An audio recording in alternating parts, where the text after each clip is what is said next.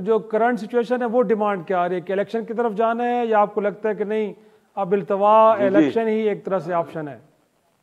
जी, मैं इफ्तिखार बड़े प्रोग्रामों में ये कह चुका हूँ। हमारी ख्वाहिश तो है कि इलेक्शन टाइम पे और हों, लेकिन मुझे नहीं लग रहा इन हालात में इलेक्शन पॉसिबल नहीं है। मैं एक जुमला हर जगह पिछले 7-8 महीने से कह रहा हूँ कि हमारी मईशत का जो मरीज़ है ना पाकिस्तान का, वो वेंटिलेटर पे है। और इन हालात में उस नौजवान की हम शादी की तारीखी यानी इलेक्शन की डेटों की बात कर रहे हैं। सबसे पहले तो हमें अपने मरीज़ को सेहतमंद करना पड़ेगा जिसकी शादी की तारीख है या इलेक्शन होने हैं। किसके इलेक्शन कराएंगे? मुल्क में जब मुल्क में बदअमनी है, लॉलेसनेस है, महंगाई का एक तूफ़ान है, मैंने अपनी ज़िंदगी में ऐसा नहीं देखा।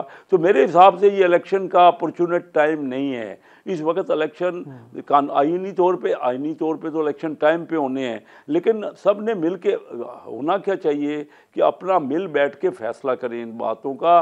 पिछले कई सालों से हम इनसे कह रहे हैं कि चार्टर ऑफ इकानमी करें।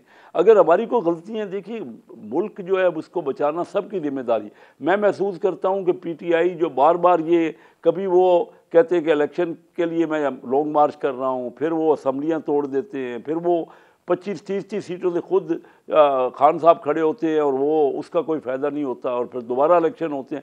जानबूझ के इंतशार फैलाने की कोशिश की जा रही है।